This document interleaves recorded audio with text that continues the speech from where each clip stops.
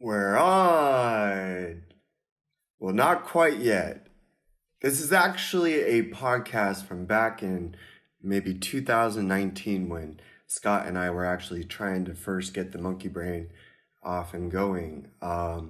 So the sound quality might be a little bad, but it's quite a gem, and I hope you guys enjoy. Ooh. Thank you.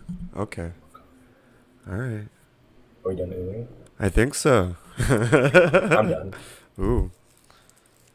Well, we're back. Here we are. Here we are, another podcast. Allegedly. Allegedly. Alleged podcast. Alleged. Not a podcast until it's been cast. It's just a pod right now. These are just a bunch of pods. We'll get there. Yeah. The cast is to come. I gotta practice videomanship. Videomanship, so I'm not like covering my face with this mug. You have good videomanship. Tilt to the side. With the mic, you're always... Yeah, it's like a mug, but you're always... Even though you're like holding the mug, you're going for the microphone. Yeah. It's always included. It's part of me, but I'm on a... I've noticed there's a lot of shifting, so I gotta do a lot of this. So there's like an arc. It's almost like I'm a rock star. I'm just fucking making out with this microphone. You're an oscillating fan. You're like a animal in some mating ritual. You're just like going around the mic, like trying to impress it. Like, hey. Oh, bowerbirds, bro. Bowerbirds. They build this shit, the males. They find all this trash and debris around the place, and they build this shrine for a female. And then when like a female takes interest, they do this like crazy ass dance where they're like all fluffered up, like ba ba ba ba ba ba, and they're just like really trying to get this chick's attention. And then sometimes she's like, "No, not interested, not having it." She just leaves. But then sometimes she's like, "You're the kind of fucking bird I'm looking for." So, yeah, that's one natural example of today. Of the bowerbird. Bowerbirds. Where do you see bowerbirds? I don't know, man. You just know about them. You just don't know where they live. I just know about them. I remember it from zoology. That's all. Shout out to Dr. Collins. Dr. Collins. The zoologist professor. That's who he is. Well, it's always interesting to peacock, I guess. Yeah. They're not even great looking birds, I don't think. They're just like brown. That's why they gotta build their shit. Well, sometimes it's brains over beauty, right? That's what I'm talking about. That's what I'm talking about. That's what I live by. That's my whole philosophy. Actually, I would prefer brains over beauty. You mean? I think. Wait, for yourself? If I had to choose. I think. When you like see an actor or actress, and it's someone that's like maybe not as attractive, but it's a really good actor, right? You give a lot of credit to that person because they captivate you. But like if it's like a very attractive actor, actress, they give like a so-so performance, but just them being on camera is appealing maybe. Is that kind of the brain, the beauty? Like you're more impressed by the actor that captures you? I like the spirit. Yeah, exactly. It's almost spirit. And I think that takes that's a level of spirit that you're just emoting. Right. And capturing that, yeah. Yeah, oh, for sure. Spirit, biggest turn on for me. Well, at the end of the day, our bodies are just like clothing for the spirit. Meaty clothing. Yeah, you just happen to have this one outfit that kind of changes throughout the time that you don't get to change. It goes with everything. You walked out the door of the vaginal canal with what you were wearing, and that's what you have to wear forever. Would you call that? But it changes. Walking down the red carpet? That's the first red carpet strut that you do. Oh, I didn't. I was so into like, yeah, that's your first red carpet. That's what you walk out to. Dude, I'm just like, think about that one for a second. I was all just bragging off air about my joint rolling precision, and I can't even get this to stay lit. Yeah, but they looked really good. Just real quick. Yeah. I don't know. That's the thing about joints is you gotta keep lighting them all the time. What can you do, I mean, you right? shouldn't have to, right? I wouldn't. I mean, I don't I like can't. it. I can't let him. Yeah. I don't like. Listen, I don't like it. I don't support it, but I will do it. So my mom texted me this morning, and she was like, "I know you smoke weed, and you just need to worry about jobs as you get more serious. What if they're gonna drug test you?" And I was like, "Mom, I'm in an industry where no one would have a job if we got drug tested." Yeah, no shit. Oh my god. Do people come or work drunk too or buzzed? I mean, we have alcohol in the office. I just think it's so stressful and everything. People just Something. don't do it until like maybe sometimes around 2 or 3 o'clock. Maybe someone will crack open a beer or something. But Like I would say that counts. I mean, that could lead to. That's why I asked because I know when I was not even in that when I was just taking pictures at the fucking art institute, I would just drink because it was just something to do. right, It helped and whatever. With your added stress and creativity level, like it would make sense. leisurely, I don't mind. Like if I'm gonna go shooting, I don't mind drinking or something. I think it's Yeah. fun. Like especially if you're just jumping into an environment you don't know of, just to Yeah. loosen yourself up a bit.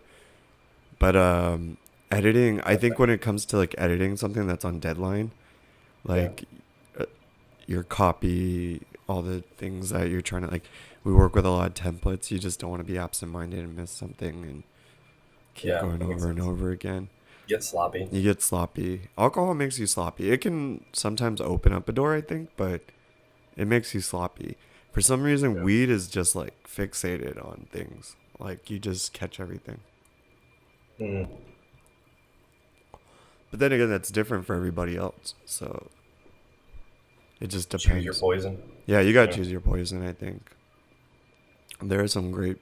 I mean, I think like any creative industry, though, people are always using some sort of substances for something. Yeah. So Yeah. Creating great art with that sometimes. I just remember even when like it was in sales and marketing and stuff like that, like people were using uppers and downers just to so their tongue would be a little bit swifter or they could Right. say like, be a little bit more ballsy to say stuff that they don't normally say. That type Right. of creativity maybe. So That's why I did it because I didn't have the balls to like take a picture up in someone's face. You know, yeah, that's it's too shy. I think the best way to get over wanting to take someone's photo, because I do like to talk to someone first. Yeah. People have their different styles. They'll take the photo first or whatever. I kind of like if I see a moment, like I'll take it. But other times, like if I feel like I have a, like sometimes you're aware of your own presence around someone, and you Mm. can kind of, it's almost like, hey, I'm right here. I'm about to do this. Like that split second, you can tell me not to, but I'm going to keep doing it until you don't. And if you just keep doing you and I keep doing me, this is going to be a really cool moment. Like, kind of like Okay. that. Okay. And I have like pictures, like some pictures people have told me or video, they love it when like, it's almost like in the breaking the fourth wall type thing. Like they're looking into the camera when you didn't expect it to be like a portrait piece, but it becomes one kind of. It's kind of cool. Ooh. Okay. Yeah. So just do it. That's what that it boils down to. Just do it. Well, I mean, you don't remember well, you'll remember if you missed the photo, right? Yeah. Yeah. Yeah. I hate that missing photos. When you know, like, I should be there, like right now, or Yeah. and then you miss or you wait or whatever for that the moment's gone. Even in a moment, like realistically speaking, there's not even a number to really calculate what you're actually capturing in that moment, but you're never going to capture everything. Yeah. And Yeah. Yeah. you just got to make the most of it. Like, and that doesn't matter what story it is. Like, any story that it is, you just have to be kind of prepared. I think that's what it is first of all, as a human being, you just have to be familiar with people's nuances and their movement and things like that. And then knowing how you look through a camera, like how you perceive reality through the camera. And what I mean by that is because you can't be like a jerky shooter. You have to be conscious of letting your shot breathe. And this is in video, more or less. I think photo, in general, composition, you're trying to make composition with everything you're looking at through the camera. And so you're just learning to use that as your scope. But every shot, every movement in your camera should be like a good shot, Wait, what is, I have a question. What does letting your shot breathe mean? Like, What's that? let's say like right now, right? Like Mm. this shot, we could count like 5 seconds. 1, 2, 3, 4, 5. Then you could move the shot to something else. Okay. And then if you came back to me, let it like establish. Like, you ever notice like people bring the camera like, oh my god, Yeah. right? Yeah. Like, and Which you're makes just it like, as the unwatchable. viewer, you're just like getting nauseous and shit. And as the editor, like when I Right. edit sometimes other people's shooting, I'm like getting so like annoyed because you're like, just hold the shot, show what you're trying to show. Like, it could be you're talking to someone, right? And they're talking about that thing off of frame. And they might even point, right? So they'll say, like, over there, I lived in that house over there, right? And you let it breathe for a second, and then you slowly pan to the house. You hold on the house for like another 5 to 10 seconds, and they might be saying, like, I grew up over there, I did this, blah, blah, blah, blah. And after you let that breathe, then you can come back to the person. You know what I mean? So you're like, or in your head, you can make a mental note. After I finish the interview, I should take a separate shot of the house. And then put it together. And put it together that way, so you don't have like and it's just having the good, like, if you trust yourself, you can keep a list in your head. Okay, I have, like, as they're talking, you're like, oh, he mentioned the house, I want to shoot the house. His car, he mentions like his car has this dent that he opened the door on. Like, you're like listening to all these things they're saying in the interview, and you're gonna go collect those shots after. You know what I mean? I do. Or if he was like, I woke up, it was early in the day and it was a sunny day, and you're like, holy shit, it's actually sunny right now. So after you're done with him, you'll shoot like like a wide shot of the area when it was sunny, or maybe like kind of light going through the trees or something to symbolize the sunny day, the start of the day or something. So you're just trying to think creatively like that. But the idea is, the shot has to breathe, right? You have to show what you're shooting. Otherwise, people can't just see it for a second and then jump off, and you don't know what you're trying to show. Oh, God. Oh, my God. Yeah. Just all over the place. That's why, like, it's so funny. Like, everybody has a camera now and stuff like that, but still people shoot like shit. And the argument is landscape and portrait mode, right? So, right. Because people now are Snapchat, Insta stories, but then you like to flip your phone over to watch certain things. So it's like the detail of things that you're shooting. It might depend on what you want. I remember you told me that on New Year's Eve when we were going out. You said, just in case something happens, like, I said, like, if something happens, like, we're going to film it, right? And you said, yeah. And then you gave me a couple pointers. You said, always go landscape, keep it about, what was it, like nipple height or neck height, something like that. And then keep it still. Don't bounce it around. You didn't use the breathing. You can lock your elbows into your ribs. And it keeps it steady. And and when it comes to breathing, like when the shot's breathing, you should hold your breath. You can hold your breath for 10 seconds.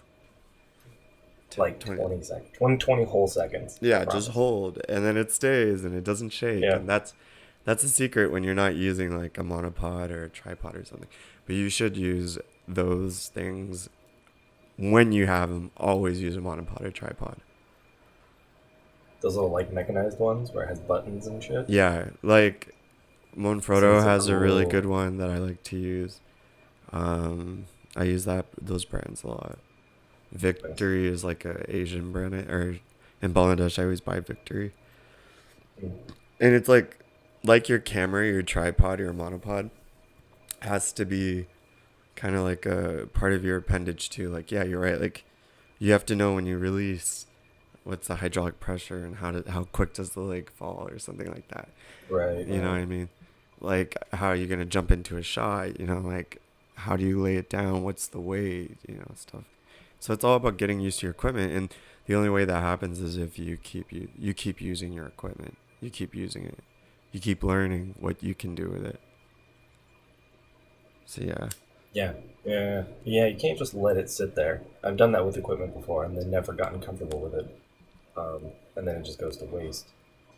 And it's, you know, like it's cool if like conceptually you understand shooting and everything, but or like it's anything, right? You can conceptually get what you're doing, but the only way you're actually going to do it right is if you keep doing it. You keep practicing it. Yeah, and it doesn't have, every time you do something, it doesn't have to be like, oh, this is going to turn out great or this is going to be a great project. Yeah. Just fucking do things. They could suck. It's the practice is yours. So like what I love about motorcycles, right? Since you're riding these days, and I don't ride as much anymore, but I was riding really heavy for a long time, is like when people first start, the thing about motorcycles is the consequence to a mistake can be really bad. And mostly in the first 2 years, I forgot what the statistic is. It's like 70-80% get in an accident. Oh yeah. Yeah. I got that adrenal fear every time I go out on the road right now. Yeah. And that's the crazy part, right? Is like the failure rate on something is pretty high, and there's such a risk that can come along with that failure rate. And as I was like packing the years on, my fears actually got more though, because it's like, oh shit, like, okay, now I know it's my abilities are there. Like I've had some close calls, man, over the years, some crazy close calls. Yeah, where it just left me really pissed off at the person, you know, because they like the pull out. Yeah, the pull out stuff, or like in the freeway when you're slicing between cars, people would jump all of a sudden, change lanes. Ooh, Jesus, that's in California. Yeah, or fucking California's a different place to drive. Bro, this is like, and I don't like to generalize, but the two worst drivers were Asian males. They were the ones that did a lot, and it was what would you say, like Caucasian females, white females, like suburban, literally in Suburbans, like in moms, Suburbans. Right? It was SUV moms, soccer moms, in the SUV, and it wasn't always that they didn't see you. It was sometimes they had road rage, and they would use their vehicle like to literally try to like work you off the street, the freeway, the road, like or something. Car full of critters, you know, like really loudly. Yeah. All day, maybe. I don't know. When I was back in the day when I was like first like starting to ride, one of the guys was telling me as a tip, he would keep BBs in his pocket, like metal BBs. So what happens is if someone's like messing with you, whatever, or tailgating you, you get in front of them and you say you let go of the BBs, and it like fucks up their like radiator, because it's like a bullet, right? You like let it go high speed.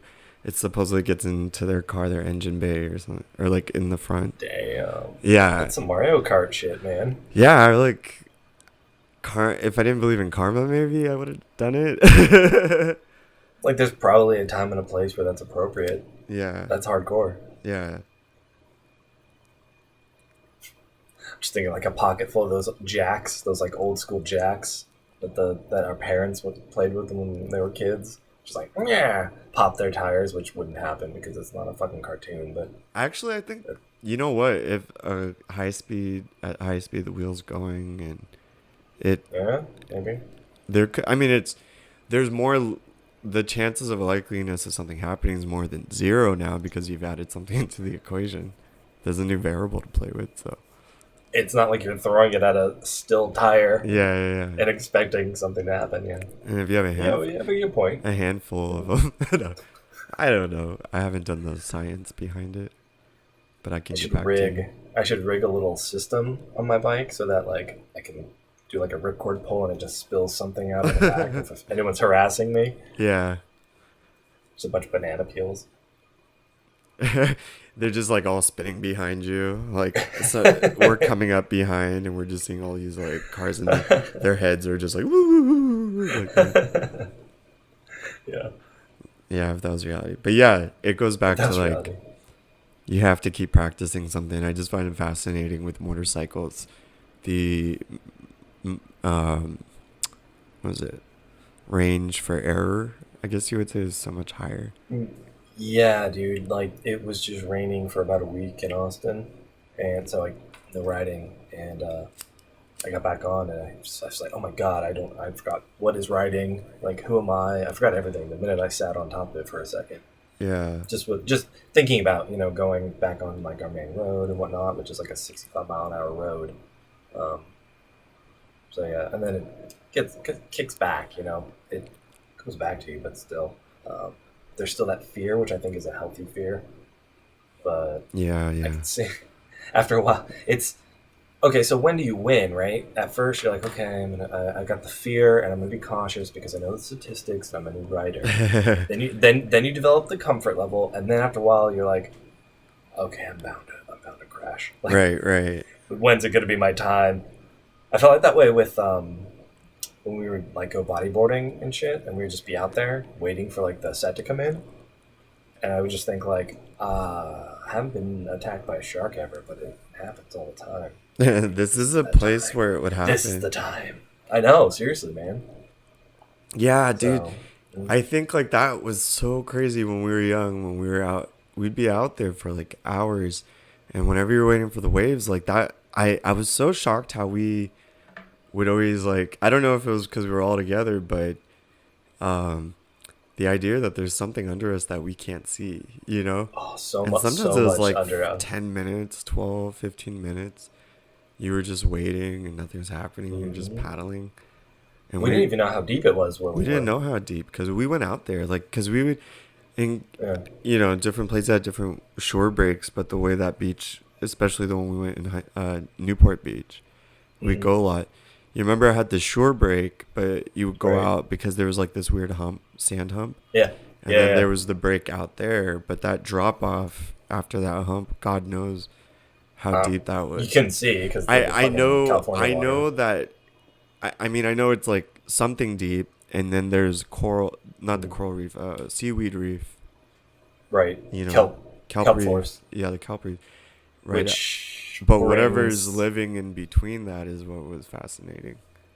We'll dig this, bro. Kelp reefs. Otters love kelp reefs. So do seals. They do a lot of hunting around there. They can hide and whatnot, but the sharks prey on those things. Yeah. So it's like, we're around the food source. Offshore California. Well, do you remember very rich? I don't know. Do you remember in Oceanside especially, we'd always bump into dolphins? Oh yeah.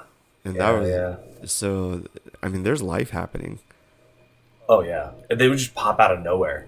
Like, you thought you had a good handle on things. You're like, all right, I've been pretty aware. I haven't noticed anything. And these motherfucking dolphins would just be like, hello. Motherfucking dolphins. Yeah. Out of nowhere. And you're like, oh my God, I see one fin. We were really water creatures for a while, bro. I know. We were. It's crazy.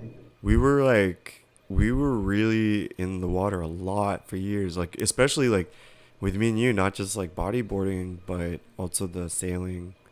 Oh, yeah. And I just felt like every day we found ourselves at the beach. Yeah, we were always at the coast. Yeah. Sometimes we would just drive along PCH too. Yeah. Coastal, or we'd just smoke on the beach or whatever. To this day, man, if I hear Sublime, it's that's my soundtrack for the summer. It's summer soundtrack always. Yeah, whenever May, June starts to hit around, I'll hear a Sublime track eventually. And I'm like, okay, summer is starting. And then my summers are my memories of us first taking your parents or your dad's Beamer his Beamer that they had, and we used to, that was our thing. And then getting, what was that, Escalade, the bigger one, Explorer, Suburban, something like that. Explorer, probably. Yeah, I don't know why your dad trusted us, man. I don't know why we didn't ever fuck it up, any of those vehicles up, per se. I've never been in an accident. Yeah, exactly. We were responsible kids. The thing is, we weren't drinkers. like that. Yeah, that's what it was. I didn't drink for a while. Yeah, no one in our group was like drinkers, and I wonder if all our parents were like confused about that. They probably knew, they're like, these fucking dorks. What are they gonna do? Yeah, we're literally going to the beach to go surf. Yeah, We were they're just like, we're gonna be back when after sunsets, after that last rise in tide, we'll be back. We might get some Yeah. food in and out. Do you want any? We'll totally get it for you because we're that predictable. Yeah, And it's gonna be a nice little Saturday. yeah, and basically back then I was the only one that was getting high. No one else was getting high. Yeah. And I remember like we'd all be coming up to your place and your dad would just be like upright, like if you want to put your weed in the freezer, you can. If you need to keep no weed will not be fresh under my roof. Yeah. This is a law-abiding. We have rules in this house. Yeah. You gotta keep some class when you come to this establishment. That's right. I'm like, you're not gonna have any of that stale weed in my house. Nothing but the best. But yeah, we were so much in water, and now it seems like that's why it blows my mind. For you especially, like you've moved all over places, but you've been away from like big bodies of water. Me, everywhere I go, I gotta be like somewhere by the biggest ocean or something. Whenever I go like inward into the States, like in the Midwest or something, dude, I'm so uncomfortable. So uncomfortable. I hate it.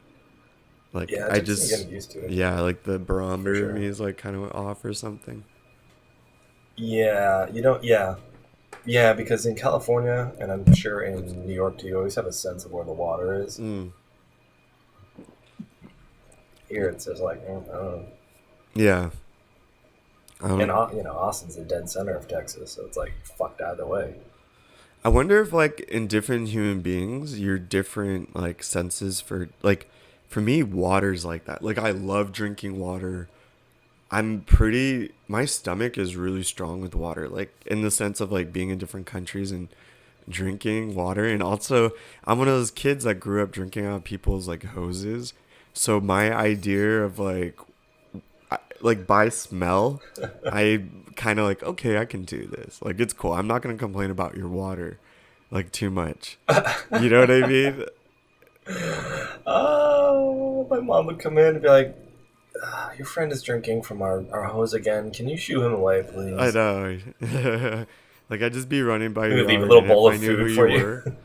But no joke, like when we were in Worcester, like the kids are on the block, like that's what they did.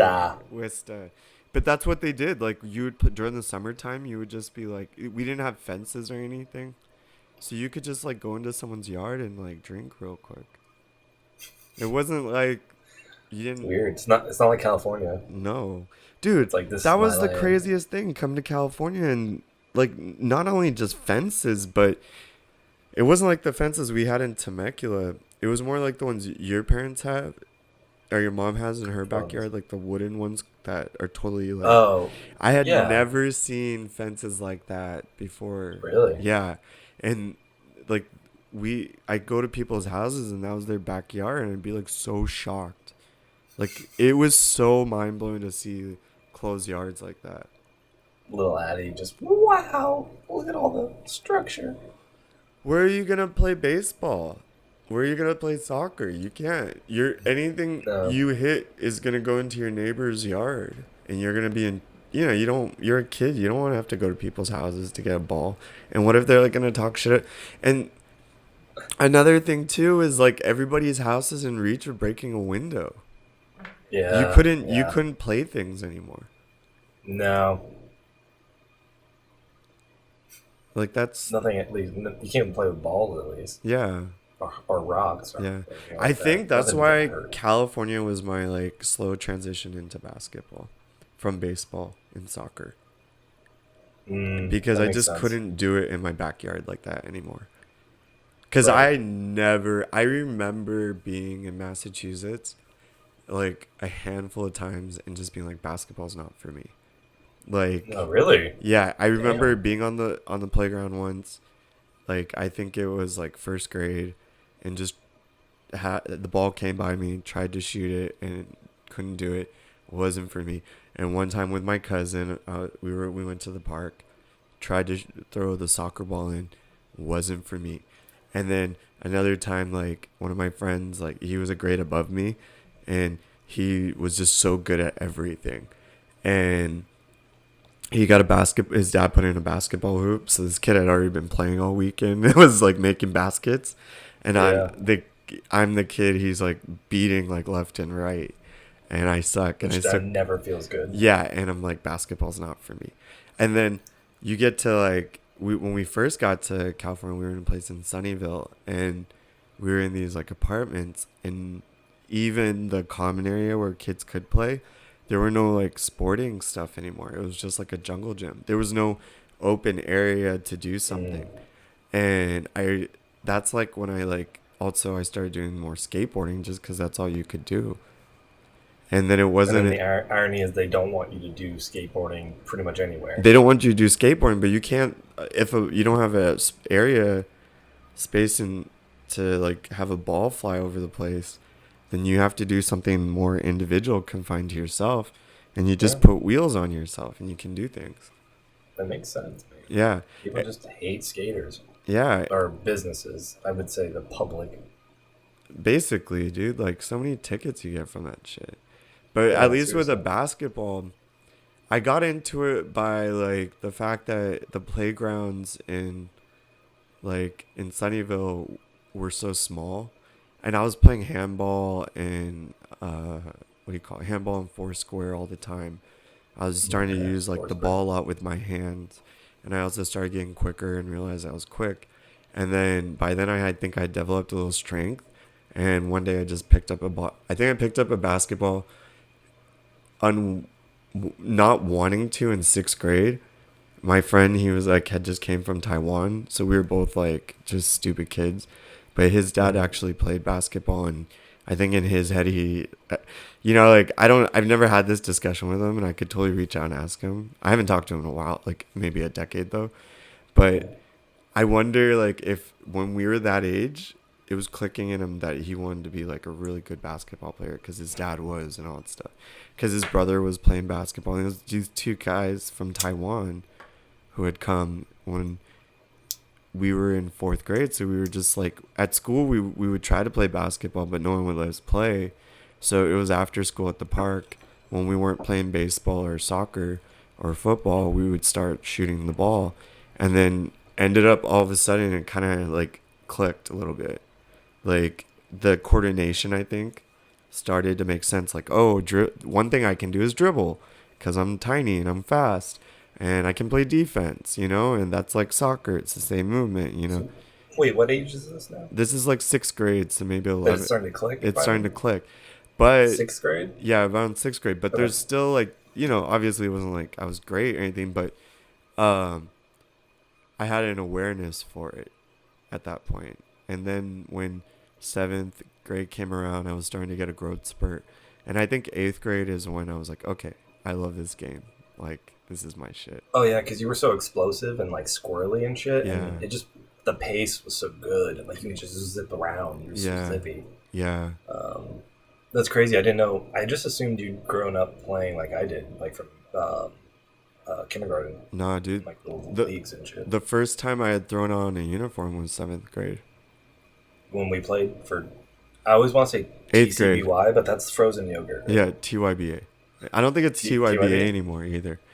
So that's what when we played together, when your uncle was coaching, I all of a sudden was like, I played with NJB, and then we were also gonna play Temecula team, but I was like, dude, I have a whole story of why I didn't play for Margarita Middle School. But that's a different story. But I'll save that for later. Yeah, save that for later. But yeah, all of a sudden when I went from 7th grade, in 7th grade that season, like I like all of a sudden like this trajectory went up. Like I was getting confident, I was getting really good, and then I played a lot of pickup ball over the summer, and then that's why 8th grade all of a sudden like my game was legit. And John Salas was like my best friend at the time, and we would play every day, and he was like number 1 for our grade at the time. Right. Yeah, so he was the one I was always chasing like and Penny trying Hardaway, to beat. right? Yeah. So because of him, my game got to a certain level, and that's how it And all then started. that's when I came in. And that's when you came in. Ah, makes sense. Yeah, but that again, that's a sport that you could do on your own, and you enclosed space.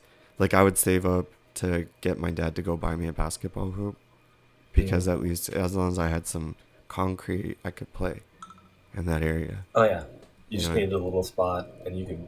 I mean, that was my favorite time, was to go out and just shoot by myself. right. Especially like as it was getting dark, like through sunset, that was the best time, and then into when it was dark and you could barely see, and it was getting a little cold and shit. I don't know, but you were just feeling it. Yeah. I miss that. I haven't done that in a while. I haven't shot a basketball in years, Addy. You know what's crazy? I've been playing like on Saturday mornings again, and Mm-hmm. it started like very gracefully. Like I really took baby steps, like getting back into it, and I had like, all of a sudden I'm having like Saturdays where like I used to have back in the day, where I'm like, oh shit, I love this game again. Mm-hmm. But it's so funny that only because of basketball, that's why we're friends. Yeah, And seriously. back then, like that was like such a measure for me. Like I had people I hate to this day. Well, I don't hate. I mean, like as a kid, I your know. impression of I someone. know exactly one of them. Yeah, I know yeah. exactly one of them. Your impression of someone at that age is only Yeah. through your playing with them, and they were jerks or assholes, or you fought with Right. them or something, right? And Right. it was Women like have respected Chris. you. Chris is my friend because of that. Yep. There's even like Matthias. I think it was a plus for Matthias to play really good, and me and him, I think our bond was we went 1-on-1 with each other through our whole friendship. Like he was my spy versus spy, and like Sounds like basketball was what that I think one intertwined basketball us. love movie. Yeah, we had a love and basketball relation. All of us are together because of basketball, but left it. Like none of Yeah. us are really like playing like that anymore. No. Well, that's the story of what? Childhood? Adolescence? Yeah, Growing up? I'm like, yeah, my voice is changing. Adolescence. Yeah, that's what it was. No, it was crazy because last Saturday I was playing, and two of the guys, like they're only 15 years old, but they were taller than me and everything. And Right. I asked them their age. I'm like, we're like 15. We're gonna try out for like JV or something. And they don't stand a chance though. Yeah. Yeah, They unfortunately. should be freshmen at that age, I thought. They were talking about like we want to do varsity and shit, and I'm like, I don't even think you could do freshman. Like they're good, but it's New York City. Oh, yeah, I forgot. Like This I ain't should the not, suburbs. at my age, with all my injuries, the fact that I don't play on the regular, I should not have good days on anybody. Like if you're that age, You just play pickup at, you have a specific park you go to? there's just a go park wherever. a few blocks away that I've been Okay. playing. Yeah. So it's like same people? Yeah, same. There's the same people, and then whoever's there, play Right. play like a pickup game or something. I've always been too shy to play pickup games. I don't like approaching groups of strangers. It's a good way to meet people. Like Yeah. Larry Bird's the one that said it. I think he was like, you play basketball with someone for like 15 minutes, you like know their personality. That's interesting because I did play basketball with this dude. One-on-one, it was when I was in rehab, and he was like the new guy, so I befriended him. And because we both love pot. Yeah. And we were both into working out. That was both our things, so we were playing basketball. This dude had done some time, and so his version of basketball involved a lot of elbows Oh, and shit. violence. And mine was like, motherfucker, that's a foul. I was playing like Yeah. court, like, regular gym rules and shit.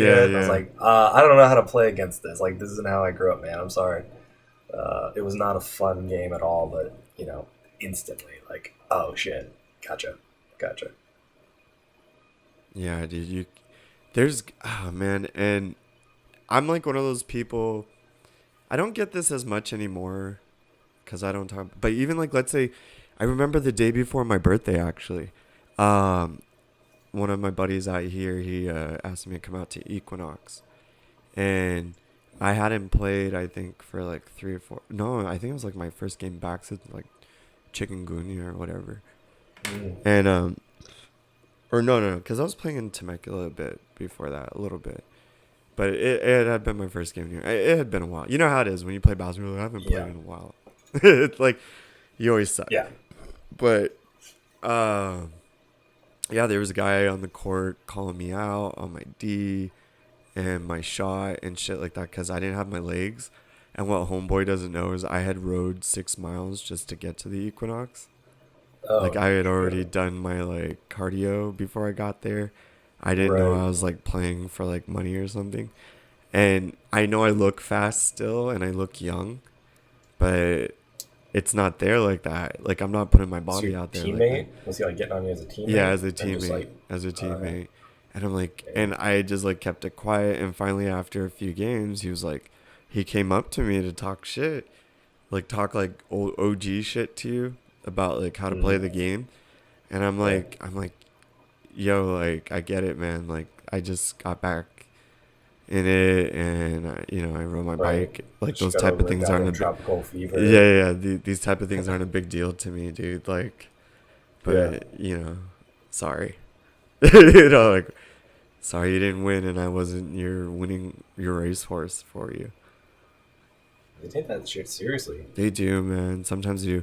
Sometimes I'll like my ego will kick in a bit, and like I'll just like, cool thing is like a lot of people are tall, so I always end up point guard. So if I get really pissed off, I'll run like 3 or 4 points on a team real quick, like just to shut people up, and that's all I have. My energy's left anyways. After that, so the rest of the game I don't say it, but a statement, just make a statement for a second just to shut everybody up. But yeah, I just like to play for cardio. Yeah. That's why I need to get back into it. My cardio is shit.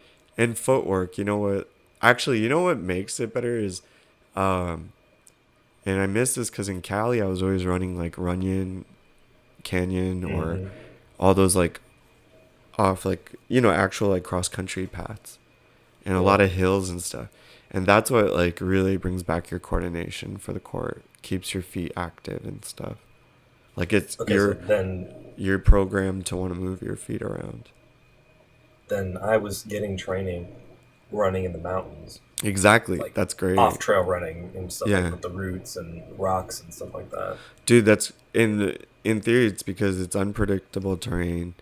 As long as you're like, I think as long as you're keeping your core engaged in it as your like equilibrium, you're good. But when you get back on the court, your footwork should be good then. You just gotta theoretically. Well, dude, what's so crazy is even down to this day, like, whenever I start playing, I'm like Tim Duncan in the beginning, just Mr. Fundamentals. And that's so ingrained because all those years we played of all practicing all the fundamentals all the time. You're always going to be... Yeah, all the fundamentals. Fundamentals. You're always going to be able to rely on it, though. Your game can keep moving like that. So as long as you have fundamentals. Basketball. He got a basketball Jones. Got a basketball Jones. No one would know that. No one will know that anymore. No. That's like a deep cut, man. It is, man. Like, that was from a time when, what was it? A professional fucking athlete, a basketball player, had a mannequin, like, clone of it that was voiced by a popular comedian. Yeah, Chris Rock. Was that the situation? For some reason? I don't even know why. Chris Rock was, like, talking about it.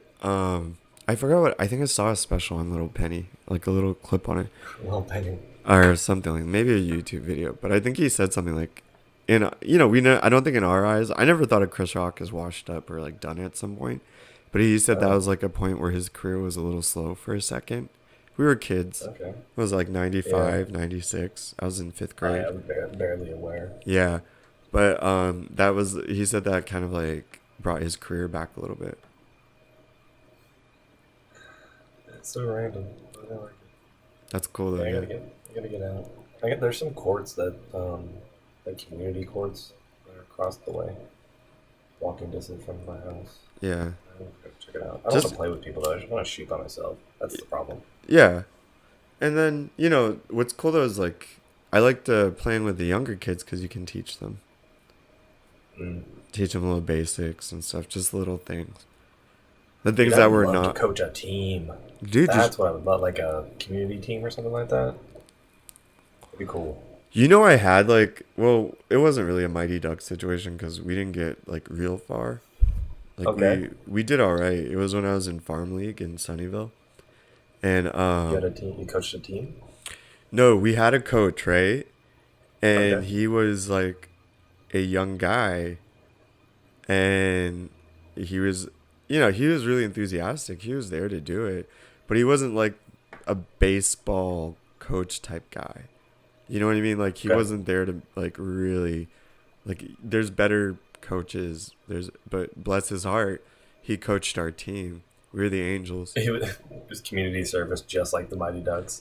I like looking back. I always wonder, and I can't ask my dad because my dad wouldn't know that. Like, or in fact, if my dad did know it, he would have used it by now or said something about it.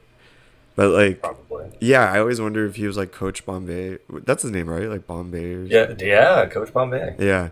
Gordon Bombay. Gordon Bombay. Gordon Bombay. Yeah. You got it. Fuck Ding, ding, ding. yeah. Yeah, like I always wondered if this coach was like that.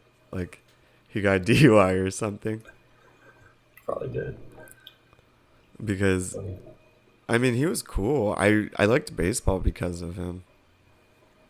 Like I was able to all-star it, so I liked him, but it was just so out of place. Because normally coaches have some sort of like connection to the team somehow. Right. Usually like a kid or a family member or whatever. Yeah. Yeah. Yeah, see, I think that's why, I don't know, I think about it. It's like, am I even allowed to coach? Is that even allowed these days? Or does it have to be a parent because of just creepy? I don't think it's weird people anymore out there? because I follow so many guys that do basketball clinics. Yeah, okay. Like even my Clinic. friend in Bangladesh, he has like this, it's called like 1% basketball plug. But he like is all over Asia doing his shit. And I felt so I don't know like about doing clinic. no, but I mean like he's a guy that teaches kids basketball. Like I don't think it's weird Oh, anymore. right. Okay. Anymore. I don't know. I don't think Yeah, I don't know. I don't think it would make 8-year-old Addie think it's weird anymore. Like obviously I thought I was relating it to some status quo when I was a kid. Yeah, right. Right? Like I'm seeing it through someone's eyes. Someone taught me to see it that way accidentally, right? Because I'm like talking about it right now 30 years like or almost 30 years later, or not 30 years, sorry, like 20 something, 25 years. Jesus. I know, I'm like, God, I'm not that old. No. My math is that old. You look great. You look great for 40. Right though? Oh, yeah. What are you drinking over there? Flying IPA. Ooh, nice. I can't see it. That's alright. But I mean, I can see it. It just looks like swirls. It's a dragon. Ooh. Sponsor me. Ding! Ding.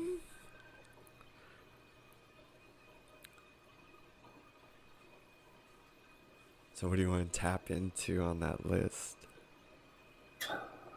I don't remember anything on the list. I don't know. Nothing that heavy. I Here. need preparation for that stuff. Yeah, I need to write down notes. Or do a little more research because a lot of it is just like train of thought. Well, which is perfect. Yeah, except for my thought train isn't always connected, if you know what I mean. My hip bone connected to my... My caboose is far afield, and the engine's doing its own thing, and there's a couple people just scattered about, and cars are everywhere. So be careful.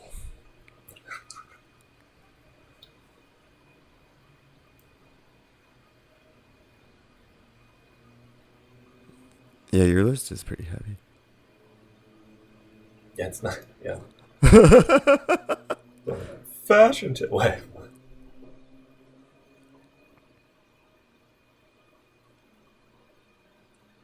Oh, dude, we could do the clean sheets story. Oh yeah, clean sheets. Everyone loves clean sheets. Everybody loves clean sheets. I'm in a room of clean sheets right now. A fort, if you will. Have you always been a clean sheets person? No, that's a recent. Well, that's like the last I don't know, 8 years type thing. Oh, clean sheets, yes. What was the aha moment? Probably after the army, and I was just like, oh god, yeah, this is so comfortable, and this is so worth it. It makes sense. Because before I'm like, I don't want to make my fucking bed. Right. I feel like it was some big task, or whatever. Then being forced to make your bed every goddamn day, it's not a big deal anymore. And there's not like fitted sheets either. It's like you have to fold that shit like a hospital. Right. So, which is cool though, man. You could slip it on, I guess. Well, did you? Okay. You never were like, holy shit, like, I've like kind of perfected this. Yeah, I perfected my sheets. My thing's like measured to a T. Yeah. I think at one point I was like, fuck yeah. Like these, oh god, this crease is so sharp. It's like, ooh, that angle is like so fucking right. Yeah, stuff like that. It's the little things. My thing was just knowing that every time I stayed in a hotel, it felt so good. Yeah, I know.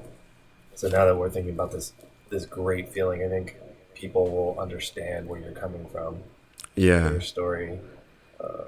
They won't judge you, I don't think, because initially when we talked about it, you said, I kind of want to talk about this, but I feel like an ass. And then you told me, and I was like, no, that's fucking justifiable. I understand, and I empathize with you wholeheartedly, and I think our listeners will as well. Just remember slipping into those cool clean sheets that are just waiting for you. Remember that feeling? Yeah, there was an instance this one time, right? And like I had a relationship with this woman, and we were being intimate time to time. And there was one specific time where I had just washed my sheets. And then she came and she stayed like over the night and stuff like that. And adult things happened. And then the next day, you know, I'm so busy, I'm running around and everything, and you get home and you're like, fuck, dude, like I just did my wash yesterday or whatever. You know what I mean? And you're like, and my sheets, I have to wash my sheets again. It's like such a burden, and then you can't just like lay back in that. You know what I mean? I mean, you can't, like, I've been in relationships you can forget about it. No. But I've been in relationships where, you know, like you like the smell of someone so much, or like, you know, we're human beings. Like we feed off of like smells, and when you really like someone, you think they're like beautiful in all kinds of ways or whatever, or you love them. Like that's your den. That's your nest. You know what I mean? So it could smell like you. You guys have like rubbed all Yeah, up you can on smell each like other. you guys. It's like you've made this like petri dish of like scents and smell. Like we're Go back to nest. No, go back to nest. Petri dish makes it sound really disgusting. yeah. But we're like a nest, which is full Love of nest. bacterias that are making smells. Birds Yeah, are pretty yeah. cool. You know what? But I mean, like, you like someone so much, you're so attracted to them that you love their funk too. Yeah, totally. You know what I mean? But sometimes you figure out that you're not like really good with someone's funk. Right. You know what I'm saying? And you have to make a choice. Yeah. And how much do you like sex? Right. So fast forward, there was another time, and this person was like, we were back in the same situation, but I didn't push for, or like, I never initiated anything, because in my head and in my heart the whole time, I had just put new sheets again, and I was like, you know what? Like, I'm laying in my bed, and I'm like, my sheets. And you knew she was down. She's down. That's why she's That's there. the thing. That's why she came over. Like, right. You know. But and it's not we like had you weren't. You wanted it too. Well, I mean, the whole time I was thinking about how I had clean sheets. Like, we were out together, we came back. But the whole time I'm just like not really trying to. And when the opportunity happened, it could happen. It was also like, I don't want to dirty these sheets. I'm so comfortable in them. And tomorrow morning the next morning I woke up, and I woke up so comfortable. Like, when my sheet, dude, like No the zen regrets. in my room, dude, it's from top to bottom. Like, and even the sheets like play a part in it. And I wake up so peaceful, and I'm like, thank God. I like woke up grateful I didn't mess up my sheets. Okay, now wait. I don't remember when you told it to me earlier, or if you did, but did she try to initiate anything? And how did you? Yeah, you know how girls do the little booty poking and like The one where like she's she's just not more aggressive than some other women would have been. that was all she was. Okay, but that was something, and you knew what she was doing. Okay, yeah. so you can just kind of ignore it. It wasn't like you didn't have to make up an excuse. Like, there was like a lot of cuddling. Yeah.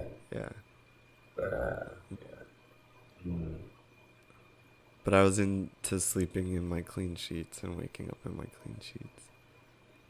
That was my priorities. Those were your priorities.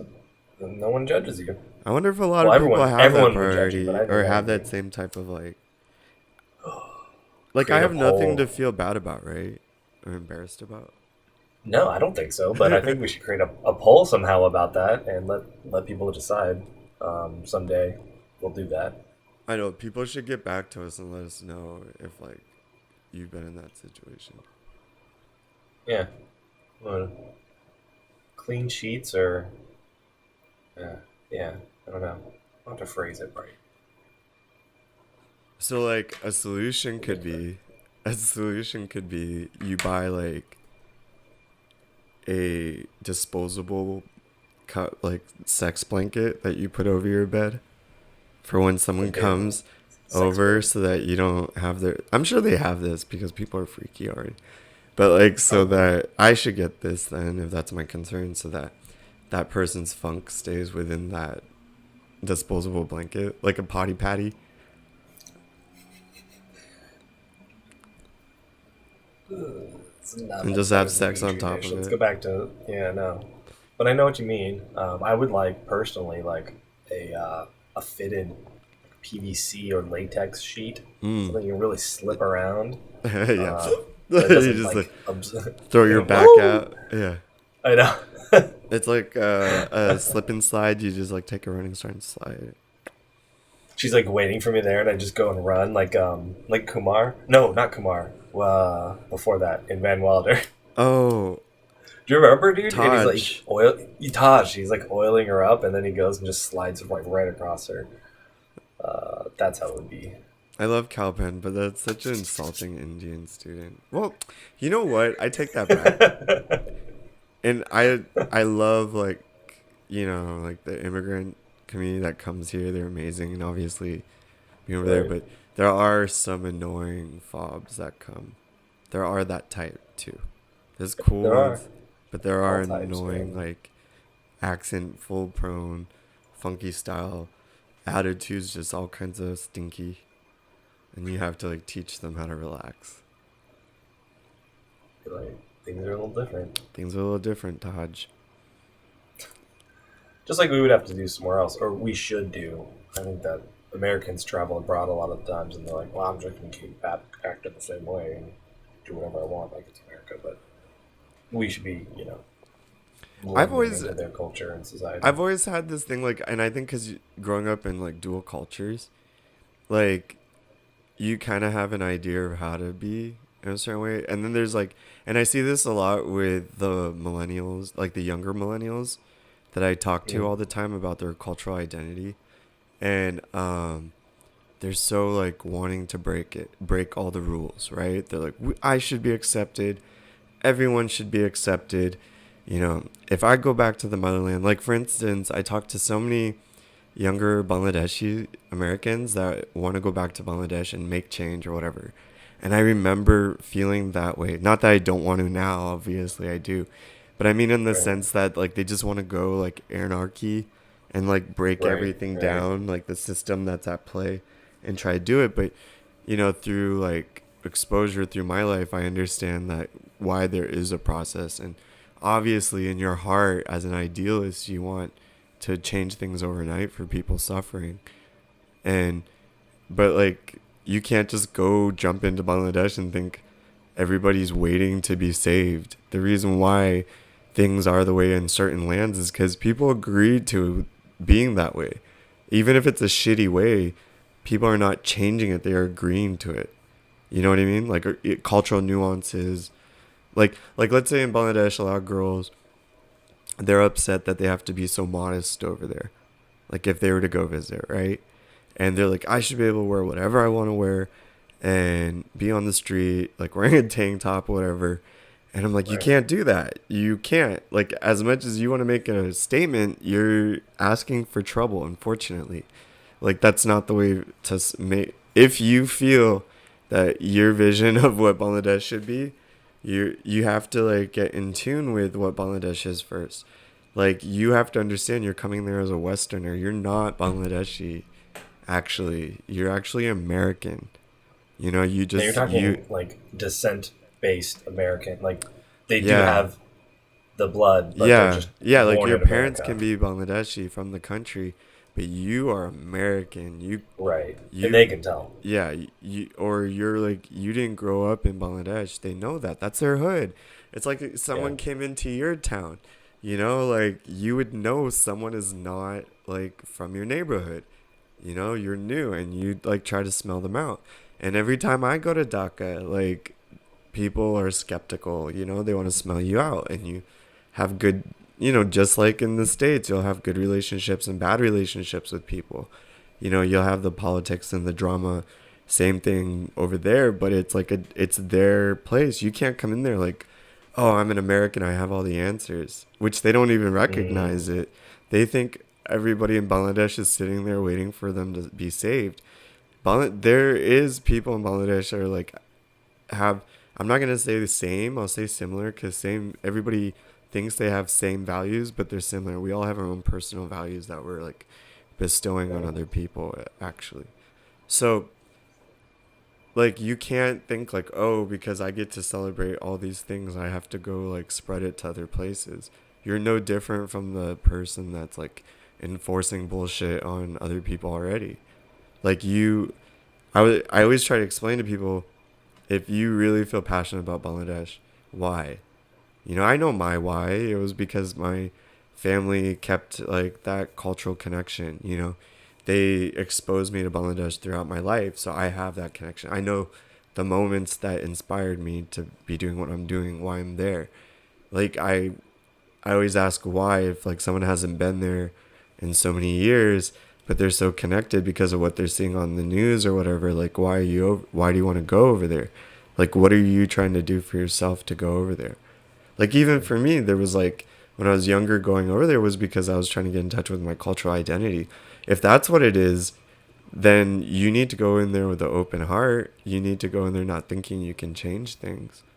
You can't be angry at Bangladesh for being Bangladesh. It's its own culture. The people are doing their own thing. There's a whole community. If you go to any country, you can't be like, oh, their values should be like this and whatever. Like, obviously, there are humane things that need to be done. Proper treatment of people. People should have humane rights, all that stuff. But at the same time, you can't do it by, like, creating a scene. You have to have other... It's an old world colonization mindset, right? Yeah, Coming in and making these people better. right. You know what I mean? Savior mindset. Yeah, they don't even realize that From they're the having a outside. yeah, like a white. They're having their version of a white Right. savior mindset as well. Right. Yeah. Thank you. Yeah. White savior. Thank you. That's Yeah, the term. Yeah. Yeah. like Yeah. there's No. The country has to heal itself from the inside if they want to change. They have to decide this is the change we want and then move toward that. Every country has to do that for themselves. and yeah, like I always tell people, I have my political views of what goes on in Bangladesh, but I'm not Bangladeshi.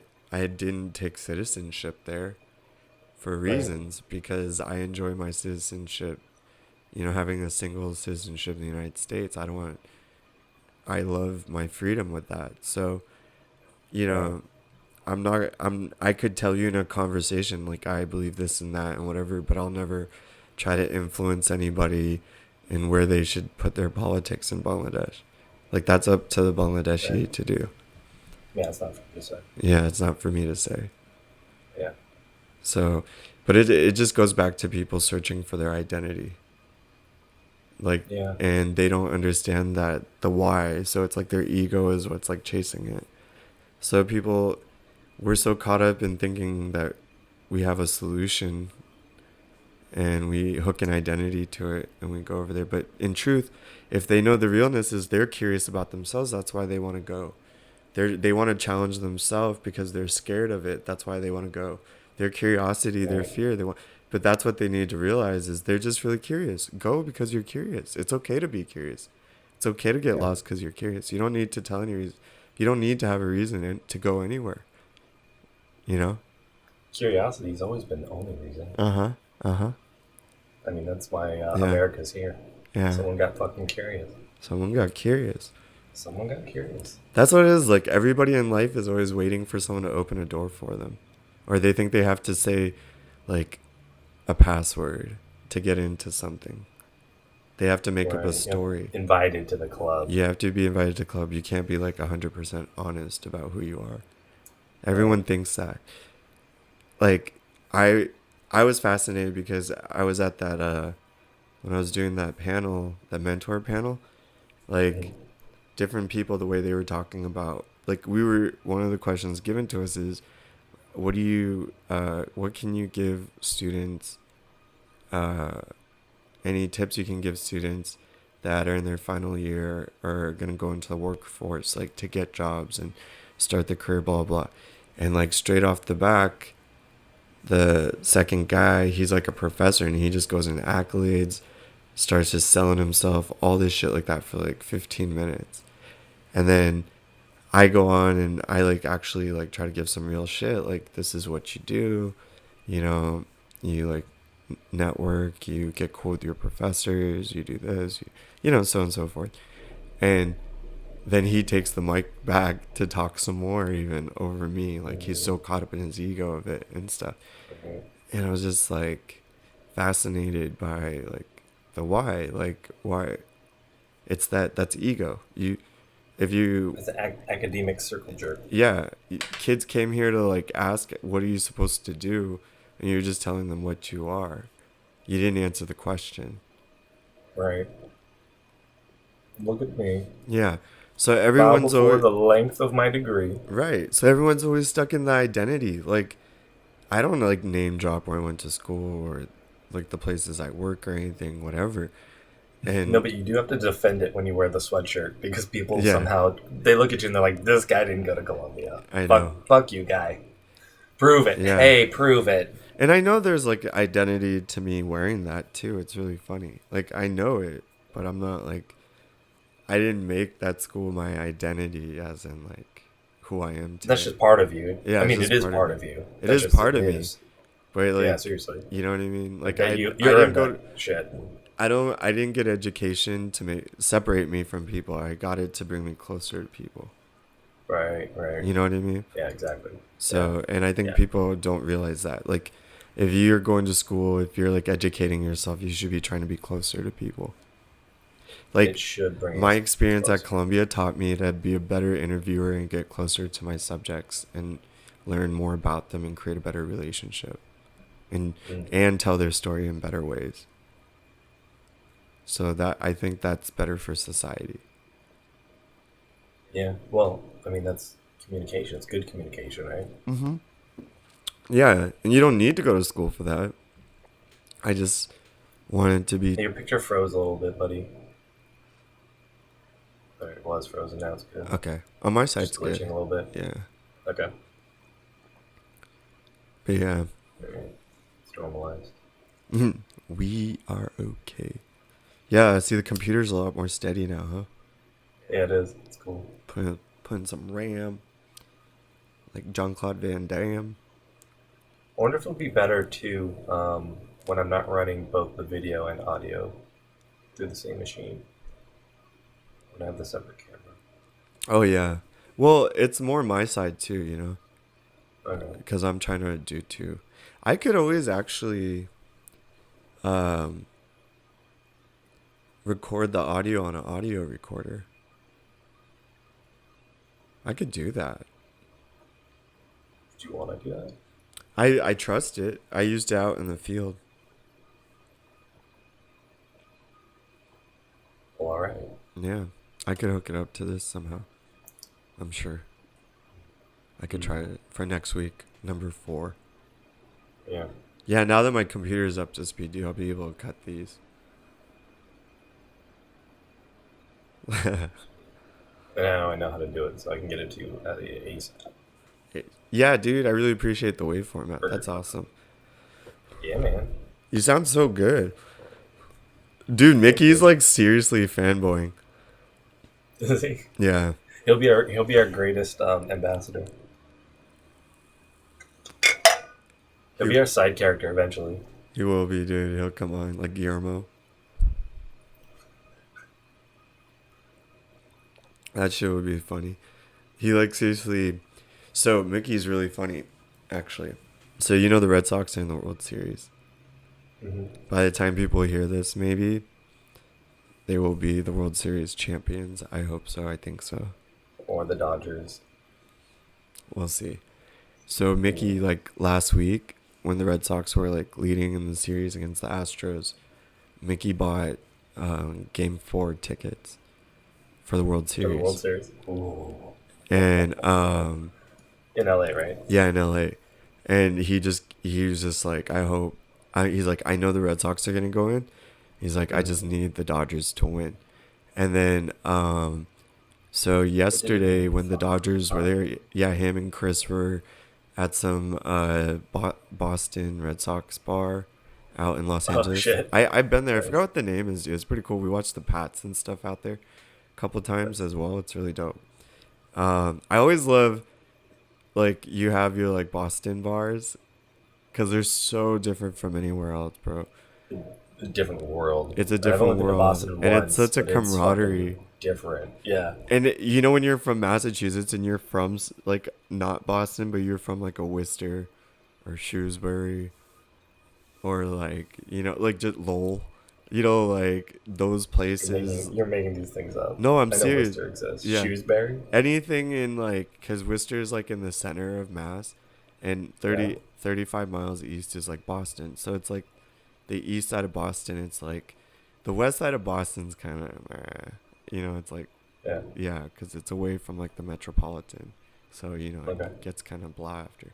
So there's this like, but I mean New Englanders are New Englanders. Like you're a fan, but there's like a kind of a but there's like there's levels, right? Yeah. Like a Babushka doll. Yeah. No, there's like a sense called of something else. city, and it's funny because like my mom's family is from northern Mass, so it's like Gardner, Winchendon area, and they talk about going into Worcester. Like they don't like to go into it; they avoid it, or they hate going into Boston. Like in California, people are always wanting to go into the city, and in Massachusetts, like no one wants to go into the city. They hate driving over there. They hate the parking, like stuff like that. Fucking parking is gonna be killer. Yeah, the fucking parking and shit. I get it. It's funny though because it's so opposite for like someone in California, right? Like even Chris was up in LA yesterday because he was visiting just to sightsee, and Mickey was there. Hit him up. He was like, "Yo, let's go watch this game." Yeah.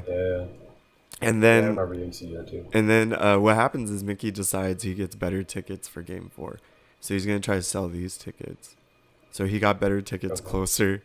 Like, he's just like, and Femi. Okay, so, like, I was joking around because Femi doesn't get, like, the tradition in our family of, like, the Pats and the Red Sox and the Celtics. Like, not a believer. She's not a believer, right? And I don't think she like ever felt the sensation what it felt like for winning a World Series or something, like when it happened in 2005. You remember when like I didn't go to class for like all those weeks in October when we were living together? Like that shit, I was just watching it every day pretty much. like, she's gonna get to watch her first Red Sox game, and it's gonna be Game 4 in the World Series, and my brother like really wants to predict that it's like a sweep. So if you guys like listen to this, and it was a sweep, like Mickey might have planned it out the best, or otherwise that story was just a man's really desperate attempt to live out his dream.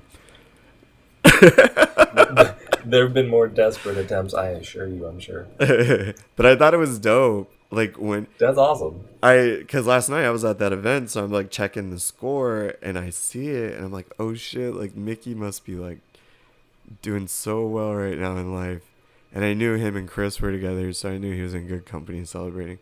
He told me the bar at the end of the night, because like everything was so dope, bought a shot for everybody in the bar. Nice. Yeah, it was one of those That's nights. fucking. Oh, that's magic. Tonight we drink. Neil Diamond comes on. It just gets crazy. Dude, it's like Mickey. Well, yeah, they win and he goes to the World Series.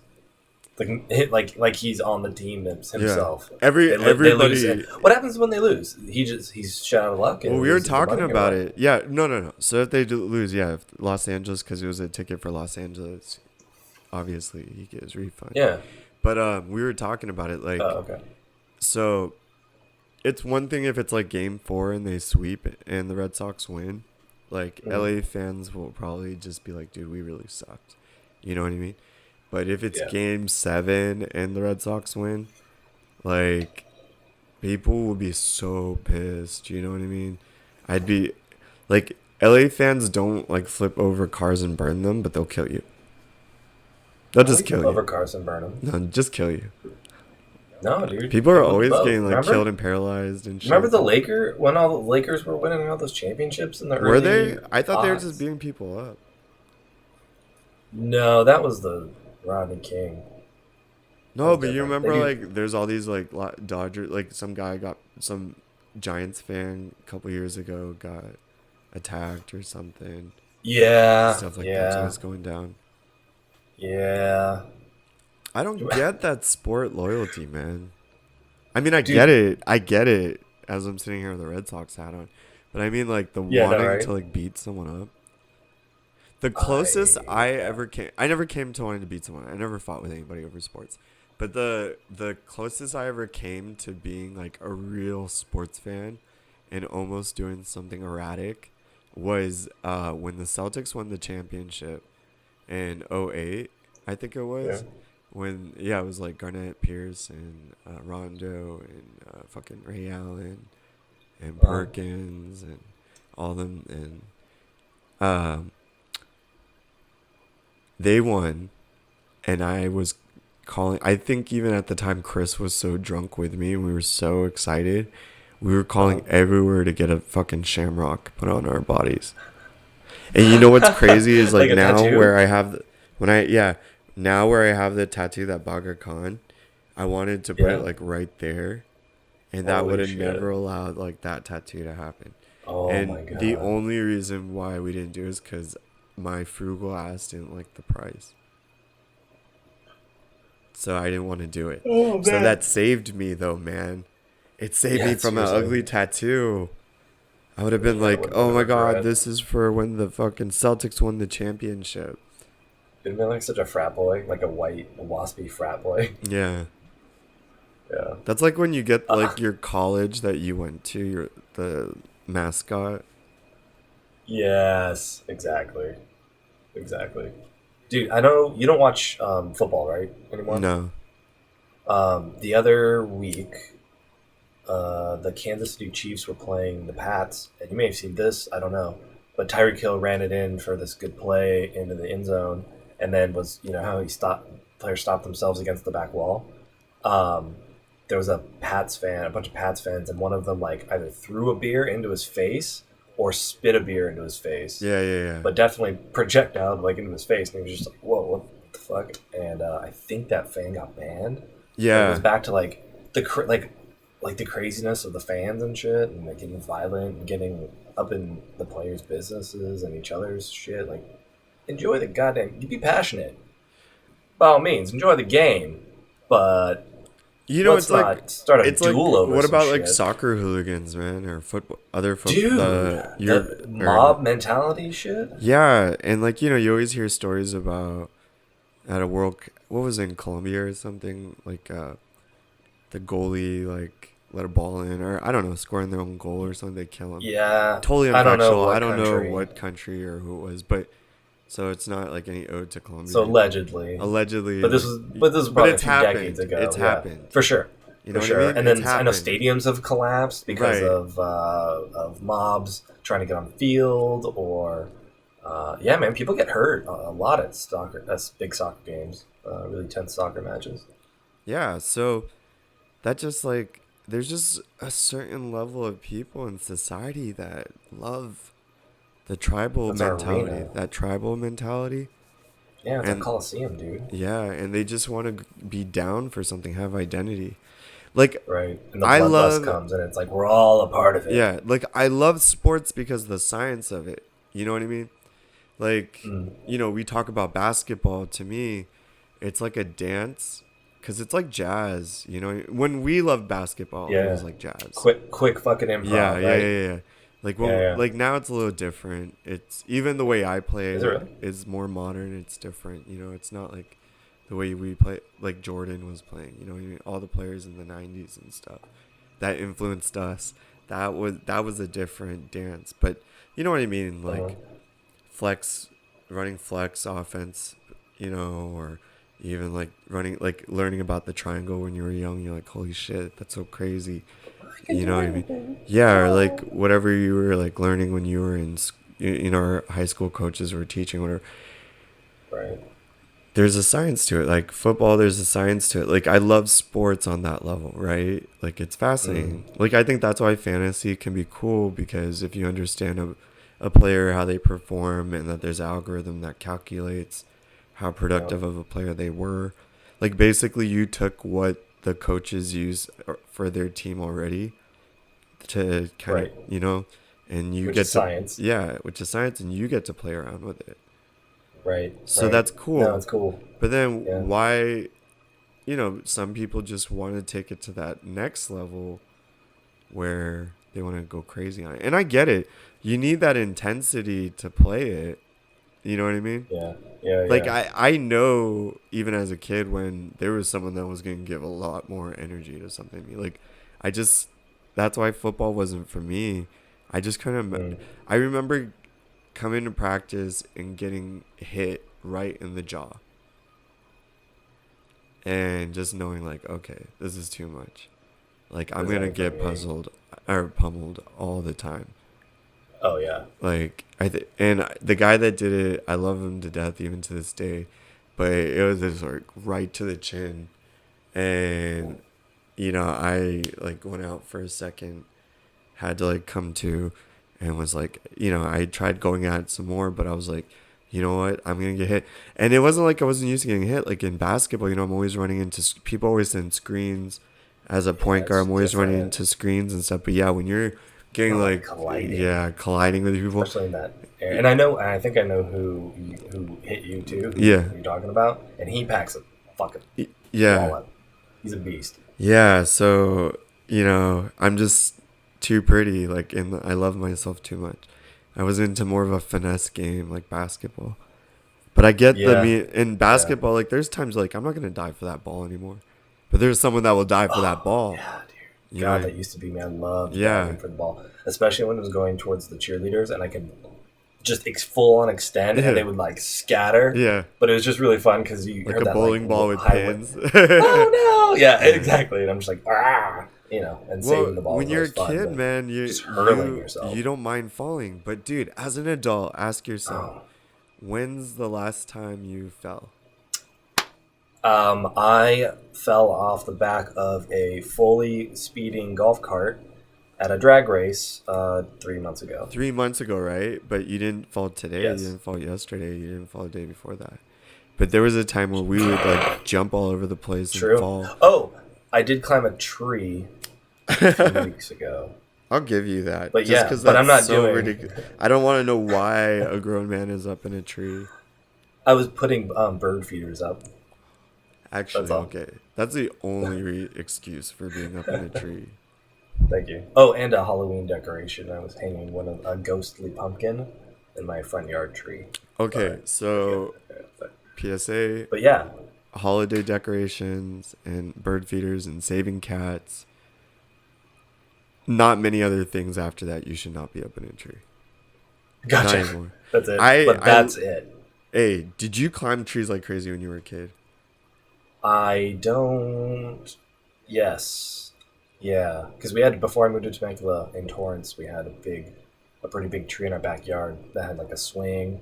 I could climb up and really big branches and just a lot of places to nestle and jump off of. I loved it. I miss being that like 40-pound, 50-pound, like three Yeah. foot eight kid that could just like climb to the top of a tree. And Dude, I'm gonna get back to that place. I'm adjusting my diet and my workout routine so that I can run and jump and climb and do all that shit again. and shrink to What's that? 3 And shrink? to Yeah. 3 feet. Oh yeah. Or it'll be a little longer, Yeah. but I took rock climbing class my last semester of college, so last year because I'm a slow learner, and it made me like climbing again. I got confident with the technique because for a while I'd lost some confidence with my climbing for reasons that I won't go into now, and so I got a passion for it all of a sudden again, and I just want to be like lighter and lighter. And I remember on the playground, dude. I was thinking about this the other day. This was in probably fifth grade, like fourth, fifth grade. I would be for some reason I always got chased a lot by like men and or boys and girls, and like I sometimes what? Why are you giving that look? What's the look? What's the look? That was the game. They would always chase me around, and then like, or I would run with someone who was getting bullied, and we'd run from the bully together. But I would like hurl myself like under the little drawbridge that was like really low and like combat tumble underneath it, or like climb up a pole real quick, or I don't know. Those were really fun. Just using the jungle gym like a. You remember I sent you that like video, fox. right? Of like that competition where they run the course, like all quick, they play tag. Yes. Yeah. That's just crazy, man. I miss being able to move like that. And I want to do that. Like, we just have to work at it. I remember like yesterday I was crossing the street and these kids were like dancing across. You remember like how jumpy we were when we were young and jumping off of everything all the time? Like it was obnoxious. I think that's what it is like as you get old. Yeah, like I don't want to be obnoxious. Yeah. We just froze. Yeah, I know.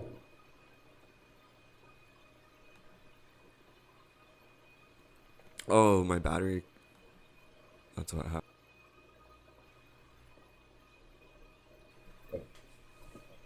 Should I stop recording? Yeah, we could stop recording for a second.